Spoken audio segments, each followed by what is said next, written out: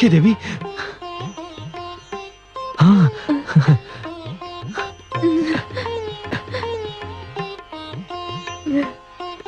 हे प्रभु, आप धन्य हैं प्रभु, धन्य हैं। चलो देवी, आइए। हाँ, संभल कर।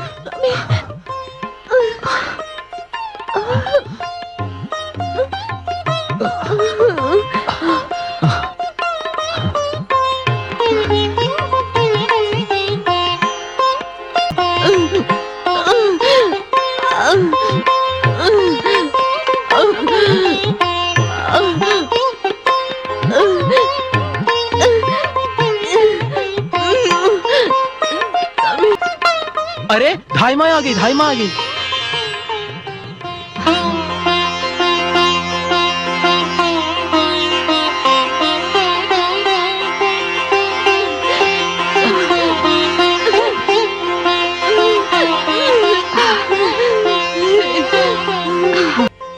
आप तनिक बाहर जाइए, मैं हूँ इनके साथ। जी देवी, धैर्य रखो, सब ठीक हो जाएगा। चलो शिष्यों।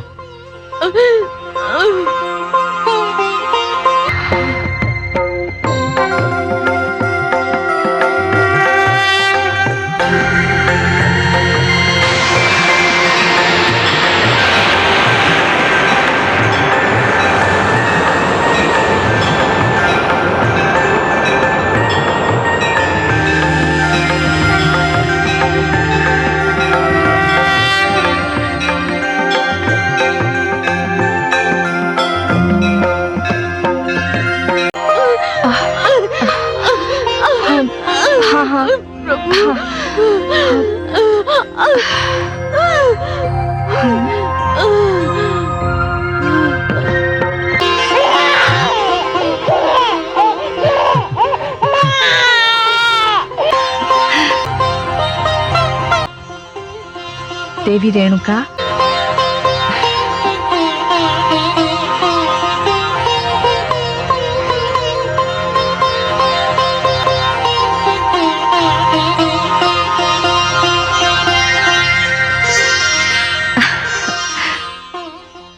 बधाई हो ऋषि जमदग्नि, आप और देवी रेणुका अत्यंत भाग्यशाली हैं। आपके वंश में स्वयं नारायण ने जन्म लिया है। धन्यवाद।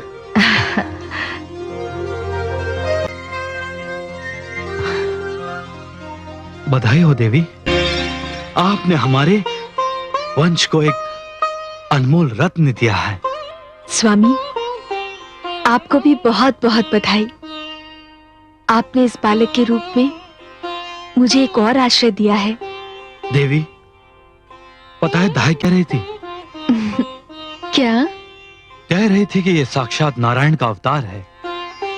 और सत्य पूछिए तो जिस परिस्थिति में इस बालक ने जन्म लिया है, मुझे भी पूर्ण विश्वास हो गया है कि ये कोई साधारण बालक नहीं है। स्वामी, आप इस बालक का नामकरण इसी क्षण कर दीजिए।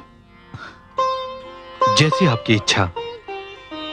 हे देवी, ये भृगुवंशी राम कहलाएगा। मेरा राम। और ये उन सब का विरोध करेगा, उन सब का सर्वनाश करेगा जो आश्रम को मिटा देना चाहते हैं। मैं मां हूं, धरती मां।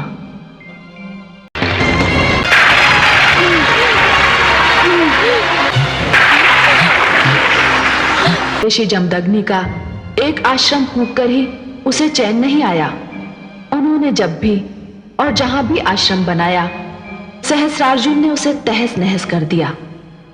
यह सिलसिला चलता रहा और नन्हा परशुराम माता की गोद में सिमटा ये आतंक देखता रहा।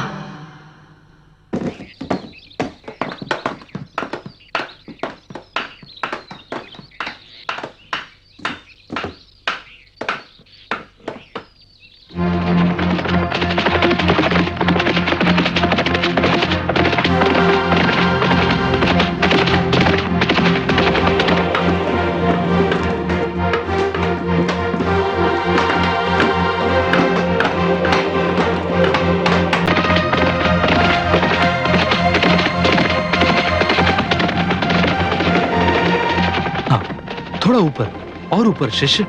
हाँ। गुरुदेव, सहस्रार्जुन फिर अपनी सेना लेकर आ रहा है।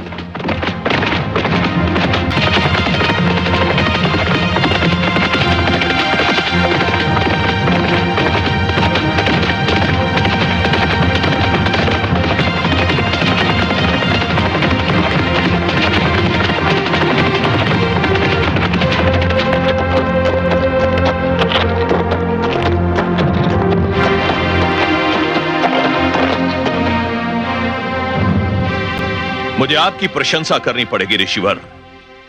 मैं आश्रम जलाते जलाते थक गया हूं। आप आश्रम बनाते बनाते नहीं थके। आप जिन्हें आश्रम समझते हैं वास्तव में वो आश्रम नहीं है, विद्या और ज्ञान के प्रतीक हैं। और विद्या और ज्ञान ऐसी वस्तुएं हैं जो किसी युग में घटेंगी नहीं, बढ़ती ही रहेंगी। और उनके मिटने का तो प्रश्न ही उत्पन्न नहीं होता। उन्हें मिटाने का प्रयास करने वाले स्वयं थक जाएंगे, जैसे आप थके जा रहे हैं। यह विद्या और ज्ञान के केंद्र नहीं है ऋषि जमदग्नि। यह हम जैसे राजाओं की शक्ति पर प्रतिबंध लगाने के केंद्र है। हमारी स्वतंत्रता को समाप्त करने के लिए बनाए गए हैं ये आश्रम। प्रतिबंध तो जीवन का एक नियम है राजन। सूर्य, चंद्रमा, धरती, आकाश, पर्वत सब अपनी अपनी सीमाओं में बंधे हुए हैं। और यदि ये सब अपनी सीमाओं का उल्लंघन कर देना राजन, तो इस समस्त सृष्टि में उथल पुथल मच जाए। हम ऋषिगण आप राजाओं पर अपनी ओर से कोई प्रतिबंध नहीं लगाते। हम तो केवल उनका ज्ञान देते हुए उन नियमों का ध्यान दिलाते हैं जिन्हें युगों से माना जाता है। वे नियम जो ईश्वर ने बनाए हैं और जिन्हें मानव ने स्वेच्छा से स्वीकार किया है। यह आश्रम भी उन्हीं नियमों का प्रचार करते हैं राजन। मुझे अपनी वाणी से मंत्र मुक्त मत कीजिएगा ऋषि जमदग्नि। हम राजा बड़े सोच विचार के बाद इस निष्कर्ष पर पहुंचे हैं कि जो भी हमारी शक्ति को ललकारेगा, जो भी हमारी स्वतंत्रता को आघात पहुंचाएगा, हम उसका विध्वंस कर देंगे।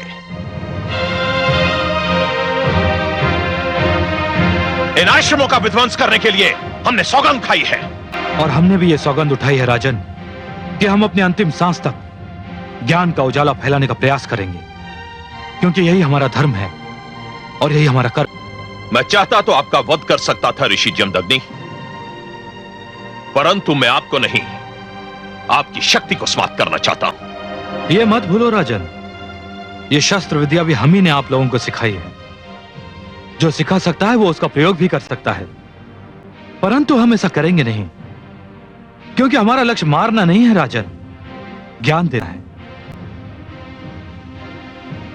अब आप जा सकते हैं। चल अब।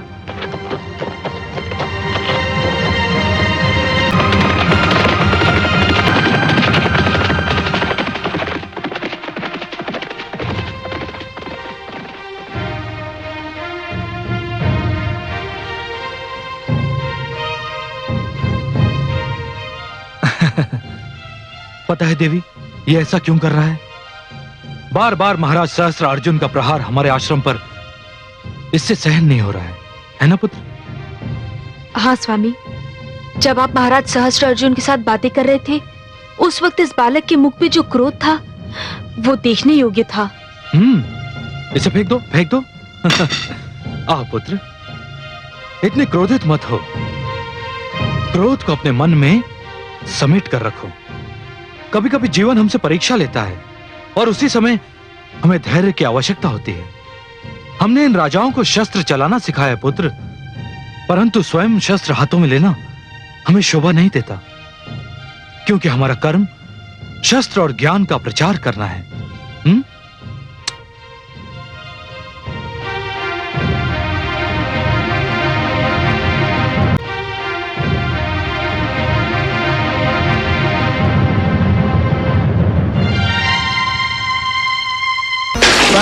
परशुराम की कही कथा, जिनका उग्र अवतार,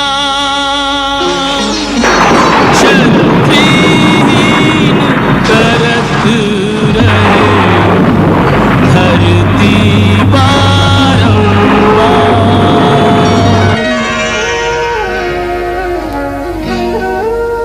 राम के संग परशुराम